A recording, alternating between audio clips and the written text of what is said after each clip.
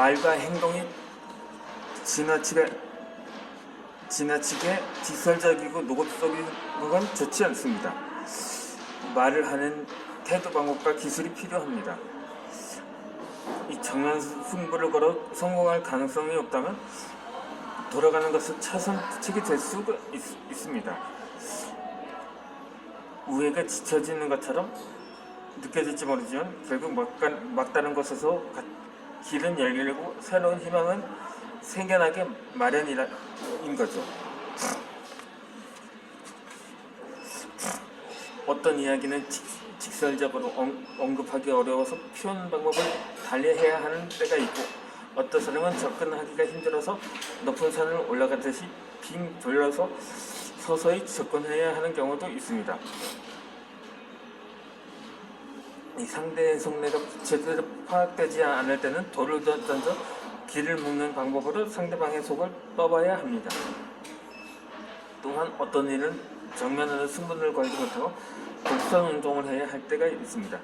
이런 것들은 전부 우회 전략이라고 할 수 있는데, 대인관계의 고수들이라면 모두 이 방법에 정통합니다. 그러므로 정면 돌파를 해야 한다는 거죠. 이를 성사시키는 데 정국법이 통하지 않을 때가 있습니다. 그럴 때는 정면 충돌을 피해 공략하려는 대상과 가까운 사람부터 손을 쓰는 것도 하나의 전략이 될 수 있습니다. 우회법의 가장 큰 특징 중에 하나는 융통성 있게 노선을 변경할 수가 있어야 한다는 점입니다. 일이 순조롭게 진행되지 않을 때 아이들로부터 아이디어를 얻거나 연륜이 있는 어르신의 생각을 받아들이면 상대방에게서 호감을 얻고 우호적인 관계를 맺는데 큰 도움이 될 수도 있으니 늘 마음을 열어주어야 할 것입니다. 그러므로 연장자들에게는 반드시 공손한 태도로 예의를 갖추어야 합니다. 한편으로는 겸손함과 성실함을 내비치면서 다른 한편으로는 연장자에 대한 존중과 병행을 표해야 합니다. 자신감이 넘쳐서 큰 소리만 뻥뻥 치거나 연장자의 말을 귀 기울여 듣지 않는다면 그들의 hin기를 거스르게 될 것이 분명한 거죠. 그리고 어린아이들은 웃기도 잘하지만 울기도 잘해서 조금만 마음에 안 들어도 울음을 터뜨리기 일쑤입니다. 따라서 아이들과 의사소통을 할 때는 아이의 정서나 상황에 따라 기분을 맞춰주면서 수위를 조절해야 합니다. 어른의 입장에서 무조건 훈계하거나 섣부르게 다가서지 말고 동심으로 돌아가 아이의 환심을 사는 것이 좋은 방법이 되는 것입니다.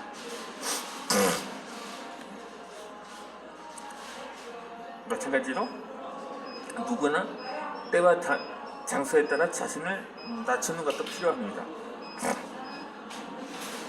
사회생활을 하다가 거북한 지경에 처했을 때는 자전은 오히려 체면을 잃지 않도록 그 상황에서 빠져나올 수 있게 해주기도 합니다. 이 어느 클럽의 파티에서 웨이터가 술을 딸다 실수로 한 대머리 손님의 머리 위에 맥주를 쏟고 말았습니다. 웨이터는 놀라서 안절부절 못했고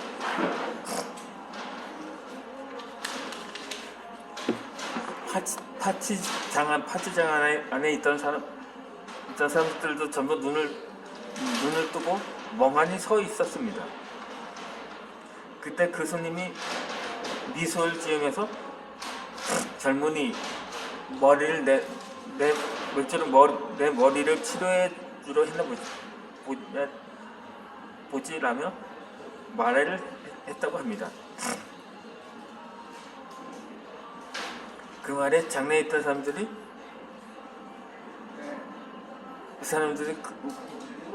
웃으면서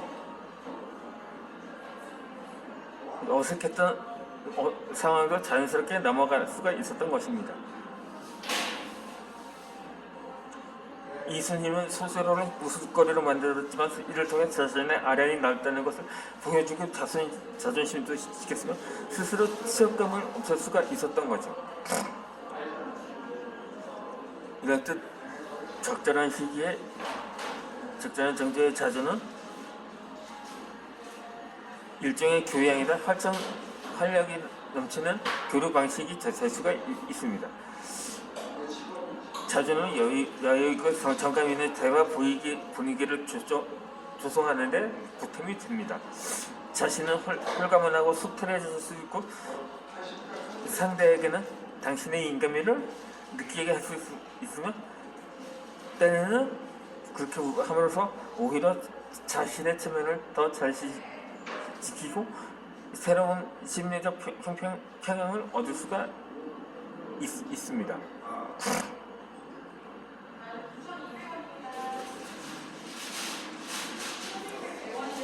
흔히 은혜를 원수로 갚는다는 말이 있는데 이와는 반대로 원수를 은혜로 갚아서 마음을 돌려야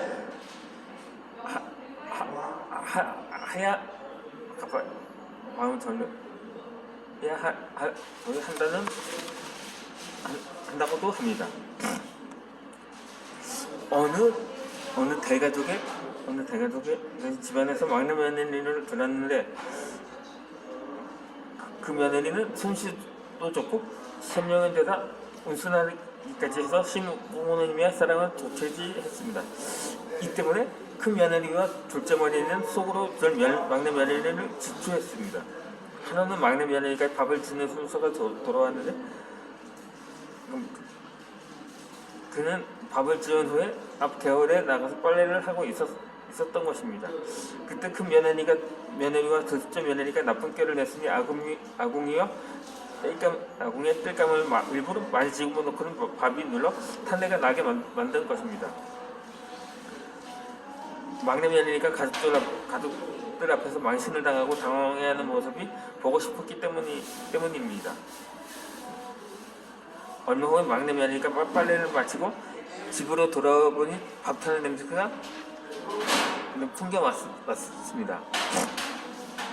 부엌으로 달려가 보니 땔감이 아직도 타고 있었던 거죠. 그렇지만 막내 며느리는 지혜를 발휘해서 이런 일이 벌어진 이유를 알아차렸습니다. 그렇게 머리를 써서 약간 누른 밥을 끓여서 죽으로 만들고 거기다 부침개를 더 붙여냈던 거죠. 식사 시간이 돼서 가족들이 모이다 그 막내 며느리는 이렇게 요즘 날씨가 더워서 다들 입맛이 없으실 것 같아 죽을 좀 써봤어요. 부침개도 만들었으니 같이 드시면 입맛이 돋으실 거라고 말을 했습니다. 이 말에 가족들은 이구동성으로 칭찬을 아끼지 않았다고 합니다. 그렇게 가족들의 비위를 맞추는 것은 물론 큰 며느리와 둘째 며느리의 기도 죽였으니 일거양득이라고 할 수가 있었던 거죠. 줄곧 막내 며느리를 시기하고 괴롭히려 했던 두 사람도 막내 며느리의 자취에 감탄할 수밖에 없었다고 합니다. 그 뒤로는 두 사람은 막내 며느리에게 더 잘해주기 시작했고 막내 며느리도 지난날의 떨떠름한 감정들을 안가품하지 않고 두 동서를 더욱 잘 보필을 했던 거죠. 며느리들 사이의 관계는 폭풍전야 같은 상황에서 봄날의 꽃처럼 환하게 변할 수가 있었던 것입니다.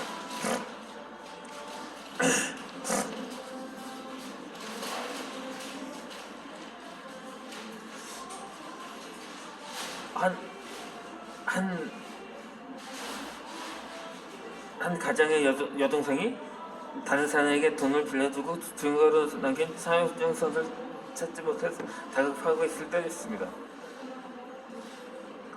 그 오라버니가 동생에게 한 가지 아이디어를 주었고 며칠 후에 여동생은 웃으면서 사용증을 대신할 문서가 왔다고 말을 했습니다. 어떻게 된 일인가 하면 동생은 오빠의 말대로 돈을 빌려간 사람에게 전보를 보내 빨리 2100위안을 갚으라고 재촉을 했던 것입니다. 그러나 실제 빌려간 이건 돈은 1200위안이었기 때문에 돈을 빌린 사람은 화를 내며 내가 빌린 건 겨우 1200위안이고 막 갚으려던 차에였는데 당신이 어떻게 양심을 속이고 이런 거짓말을 할 수 있냐며 회신을 보냈던 것입니다. 그러자 동생은 고해로 1200위안을 2100위안으로 고쳐서 상대편이 자신의 실수를 바로잡도록 한 것입니다. 그래야 이 회신이 차연순 중사를 대신할 수 있게 된 셈이었던 거죠. 동생은 이야시 차연순 중사를 받은 후에 편지를 써서 2100위안이라고 쓰는 것은 실수였으니 양해해 줄 것을 정중에게 청했다고 합니다.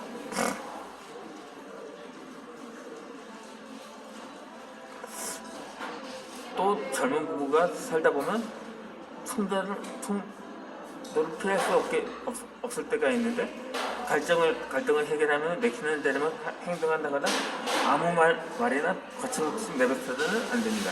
정말로 갈등을 풀어나가고 싶다면 자신의 행동이 어떤 결과를 초래할지 2번, 3번 생각해보고 필요하다면 돌려 말하고 행동할 줄도 알아야 합니다.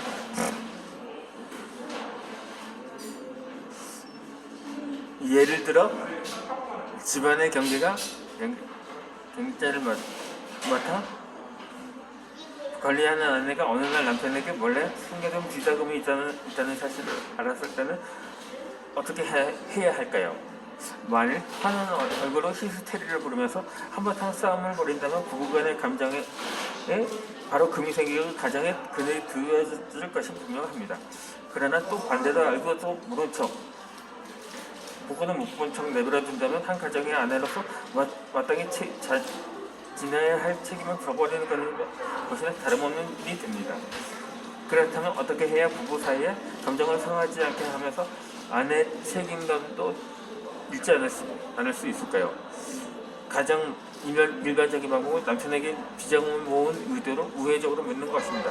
다시 말해 아내 자신이 직접 물어보는 게 아니라 다른 가족 구성원을 통해 묻는 거죠.